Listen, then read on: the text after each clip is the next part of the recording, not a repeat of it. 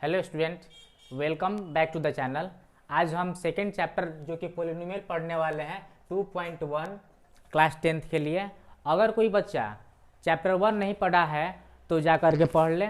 और पॉलिनोमियल का चैप्टर अब ये स्टार्ट होता है और इसी वीडियो में पूरा चैप्टर हम कंप्लीट कर देंगे। तो देखा जाए क्वेश्चन, फर्स्ट क्वेश्चन कहता है क्या है, The graphs of y is equal to px are given in figures below for some polynomials px.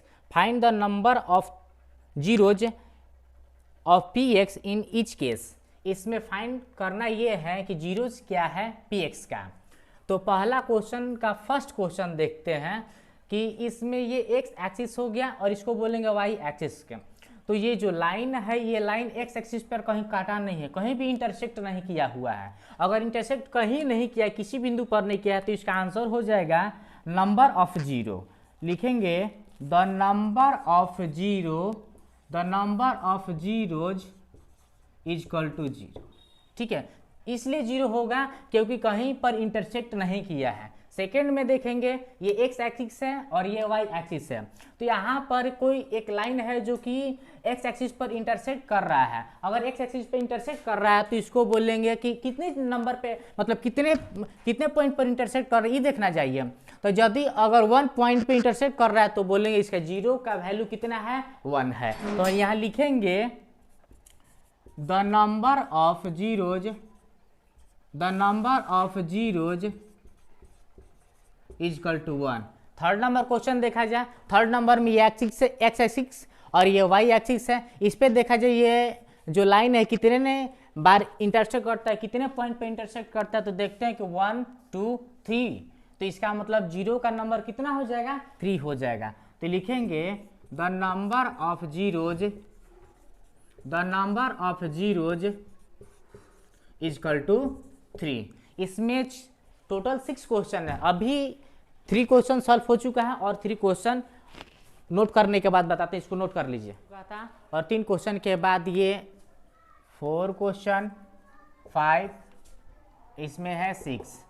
इसमें भी देखना है कि जीरोज का नंबर कितना है। तो इसमें देखेंगे एक्स एक्सिस पर और वाई एक्सिस पे। एक्स एक्सिस पे देखते हैं कि कितने पॉइंट पे कट कर रहा है, कितने पॉइंट पर इंटरसेक्ट कर रहा है। तो अब तक हम लोग को 2 दिखाई दे रहा है। तो इसका लिखेंगे द नंबर ऑफ जीरोज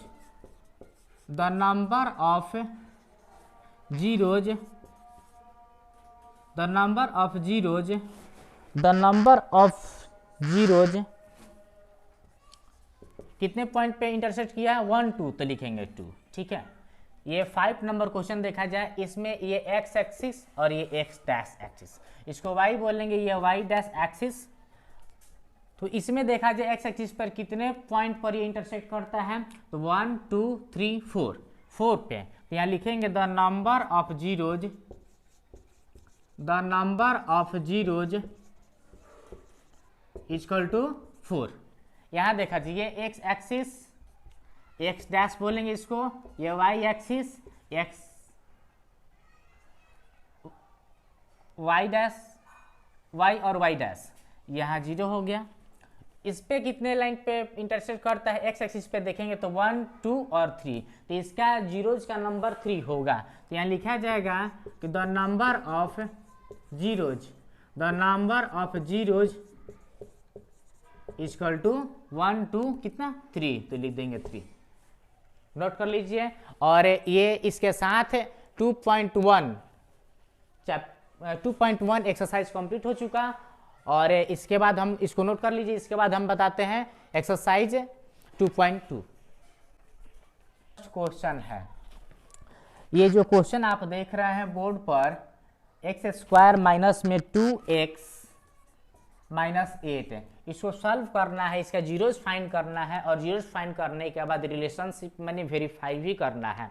देखिए कैसे बनता है। तो सॉल्यूशन स्टार्ट करते हैं। सबसे पहले इसको हम लोग फैक्टर करेंगे। ठीक है, इसको फैक्टर करने के लिए सबसे पहले ये देखा जाता है कि एक्स स्क्वायर का कोफिशिएंट कितना है। तो एक्स स्क्वायर का कोफिशिएंट 1 है और लास्ट में नंबर जो 8 है, तो 8 को और 1 से हम मल्टीप्लाई करते हैं तो 8 1 जाए तो 8 आता है। लेकिन ऐसा 2 फैक्टर देखना है जो कि मल्टीप्लाई करने पर 8 आ जाए, ठीक है। और उसी दो नंबर को अगर हम प्लस करते हैं या माइनस करते हैं तो -2 आना चाहिए। कितना आना चाहिए? -2 आना चाहिए। तो यहाँ पे देखा जाएगा हम लोग दो नंबर इस तरह का थोड़ा सोच लिया, जैसे भी करें कि दो नंबर को मल्टीप्लाई करने पर 8 आना चाहिए और उसी दो नंबर को प्लस या माइनस करें तो -2 आना चाहिए। तो कौन सा ऐसा दो नंबर हो सकता है? तो दो नंबर हो सकता है 4 और 2।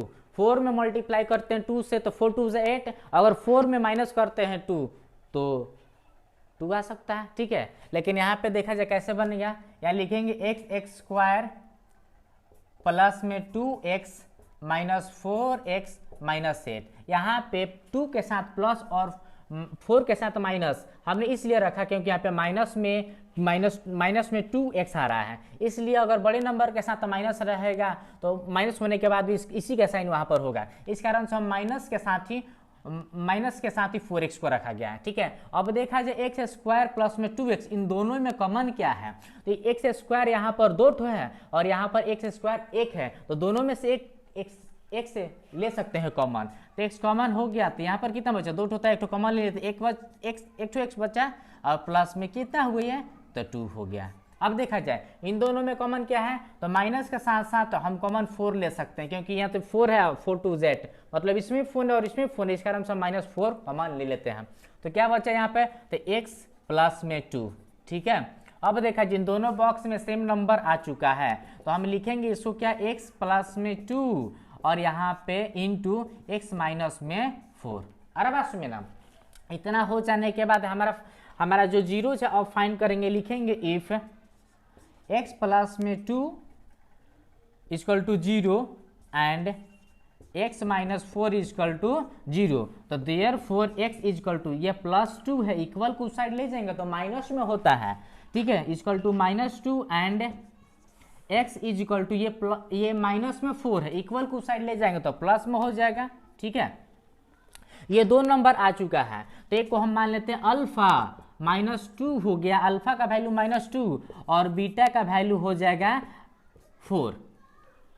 यहाँ पे देख लीजिए इसी क्वेश्चन का वेरिफिकेशन है, इसी क्वेश्चन का वेरिफिकेशन है।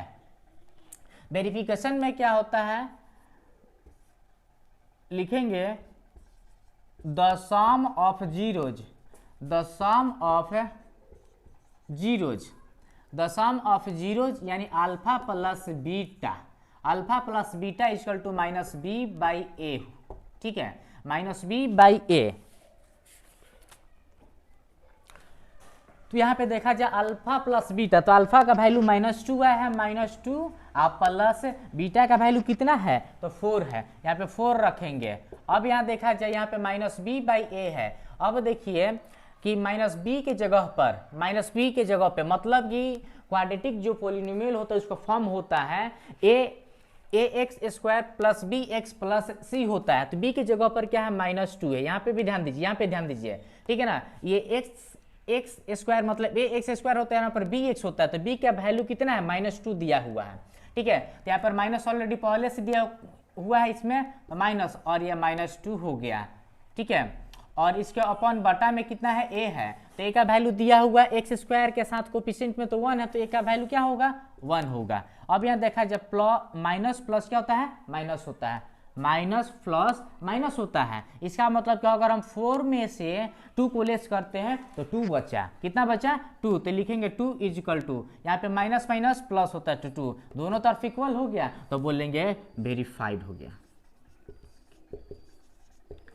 अब एक और स्टेप है, इसमें लिखेंगे the product of zeros, the product of zeros, the product of zeros, the product of zeros होता है अल्फा इंटू बीटा, होता है c/a, इतना होता है c/a, इतना नोट कर लीजिए। इसके बाद हम तो ये अल्फा इंटू बीटा लिखेंगे, alpha into beta equal to c/a, तो अल्फा का वैल्यू आया था कितना -2 और इंटू में बीटा का वैल्यू कितना आया था 4 आया था, और इक्वल टू सी का वैल्यू देखिए ax² प्लस bx प्लस सी के वैल्यू पर क्या था तो -8 था। क्वेश्चन आप देख सकते हैं, क्वेश्चन में ही है -8, इसका वैल्यू है -8 और a का वैल्यू 1 है, तो इन दोनों में मल्टीप्लाई करेंगे तो 4 2 जा 8 -8 इक्वल टू -8, दोनों आपस में इक्वल हो गया तो बोल देंगे कि वेरीफाइड हो गया, वेरीफाइड। Okay, next question. और इसमें टोटल क्वेश्चन 6 है जो कि हम एक सॉल्व कर दिए, और अब लास्ट वाला क्वेश्चन सॉल्व करते हैं 6 नंबर वाला। ठीक है, तो यहाँ पे 1 का 6 नंबर क्वेश्चन 3x² माइनस में x -4, इसमें भी फाइंड करना है, जीरोज फाइंड करना है, यानी x का वैल्यू फाइंड करना है और वेरीफाई भी करना है। तो सॉल्यूशन स्टार्ट करते हैं। यहाँ 3x² माइनस में x -4, यहाँ देखा जाए x² का कोफिशिएंट 3 है और लास्ट ये नंबर कितना है, c की जगह पर 4 है, दोनों को मल्टीप्लाई करेंगे तो 3 4 या 12 होता है। ठीक उसी तरह से दो नंबर को हम चूज करेंगे जो कि मल्टीप्लाई करने पर 12 आ जाए, और वही दो नंबर को अगर हम प्लस या माइनस करते हैं तो यहाँ पर -1 आ जाना चाहिए। कितना आना चाहिए? -1। ठीक है, तो लिखते हैं दो नंबर चूज हो चुका है, और दो नंबर क्या होगा तो 3 और 4, 3 4 या 12 मल्टीप्लाई करेंगे तो, और 4 में से अगर 3 को लेस करते हैं तो 1 आता है। ठीक है, तो यहाँ लिखेंगे 3x² प्लस में 3x माइनस में 4x -4, यही नंबर होगा। ठीक है, इन दोनों में कॉमन क्या हो सकता है? दोनों में कॉमन देखने के लिए 3 3 दोनों में शामिल है, और x भी दोनों में शामिल है। यहाँ पे x है, यहाँ पे 2 x है, तो हम कॉमन ले सकते हैं। यहाँ पे 3x, ये हो गया x प्लस में 3, इन दोनों में कॉमन क्या हो सकती है? यहाँ पे भी 4 दिखाई दे रहा है और यहाँ पे भी 4 दिखाई दे रहा है, तो -4 कॉमन ले लेते हैं। तो क्या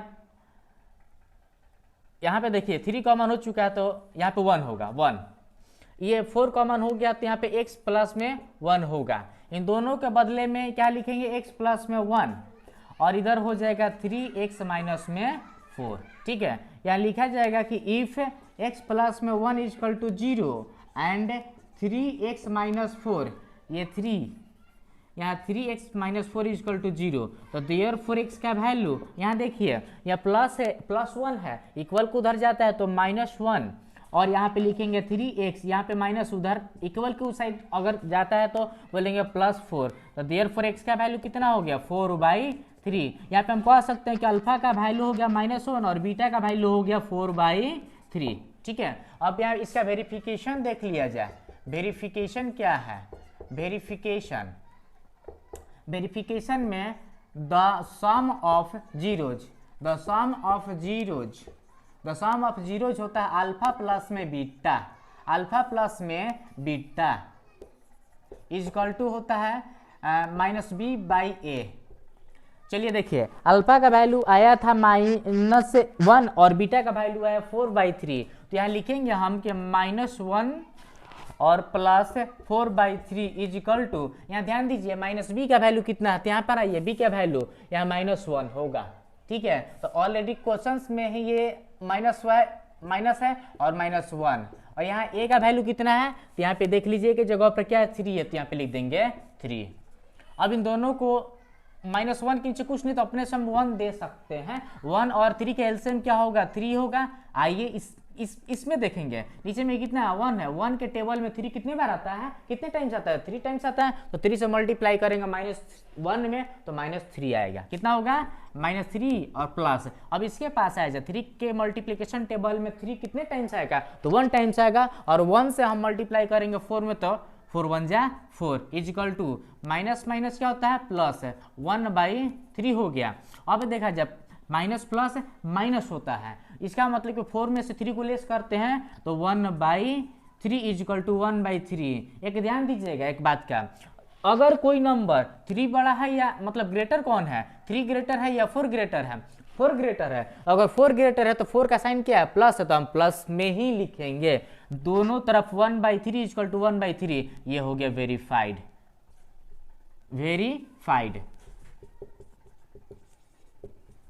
तो क्वेश्चन नंबर 1 का फर्स्ट नंबर और 6 नंबर हमने सॉल्व कर दिया है। ठीक है, अगर इसमें बहुत अभी 4 क्वेश्चन बाकी है, चारों क्वेश्चन आप सॉल्व कीजिए। अगर नहीं समझ में आएगा तो हमें कमेंट में लिख करके आप पूछ सकते हैं क्वेश्चन को। ठीक है, और इसके बाद इसमें अभी इसका दूसरा क्वेश्चन बताएंगे। ठीक है, तो इतना पहले नोट कर लीजिए, इसके बाद क्वेश्चन नंबर सॉल्व करते हैं।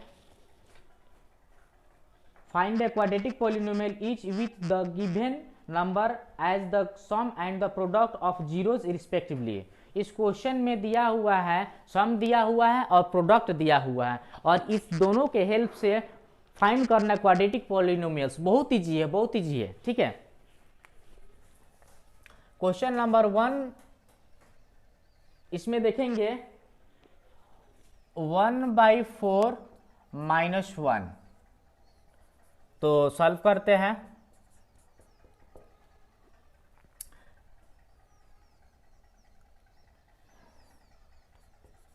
The sum of zeros is equal to 1/4। ये सम है और ये प्रोडक्ट है, तो लिखा हुआ है the sum of zeros is equal to 1/4 और इसका वैल्यू होता है -b/a। Next the product of zeros -1 दिया है और इसका वैल्यू होता है c/a।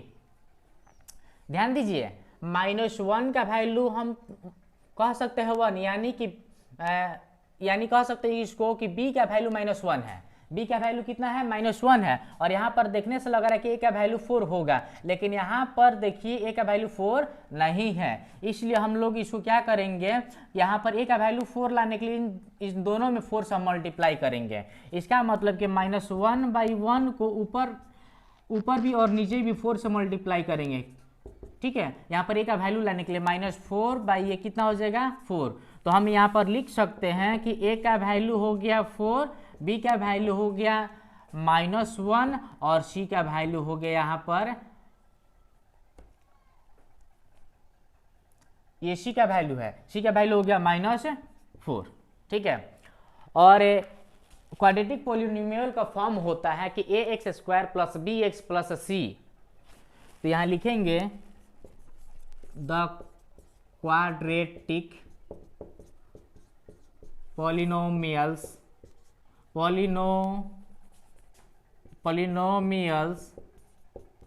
Is equal to ax² plus में bx प्लस c। यहाँ देखिए a का वैल्यू कितना है? 4, x² प्लस b का वैल्यू कितना है? तो माइनस है, तो लिखेंगे हम -1x और प्लस c का वैल्यू कितना है? -4। यहाँ लिख सकते हैं कि यहाँ लिख सकते हैं कि 4x² plus minus x plus -4, ये हो गया आंसर क्वाड्रेटिक पॉलिनोमियल्स, ठीक है। और नेक्स्ट और क्वेश्चन इसमें बताएंगे हम, इसको नोट कर लीजिए। इसके बाद क्वेश्चन नंबर 2 का 1 क्वेश्चन हमने सॉल्व किया, और इसमें भी क्वेश्चन टोटल दिया हुआ है 6, जो कि फर्स्ट सॉल्व हो चुका है, और इसका लास्ट वाला क्वेश्चन सॉल्व कर देते हैं। बाकी आप खुद से सॉल्व कीजिएगा, अगर नहीं आएगा तो हमें कमेंट में लिख करके पूछ सकते हैं क्वेश्चन को, ठीक है। तो क्वेश्चन नंबर हो जाएगा 6 है। क्वेश्चन दिया है 4(1). Solution the sum of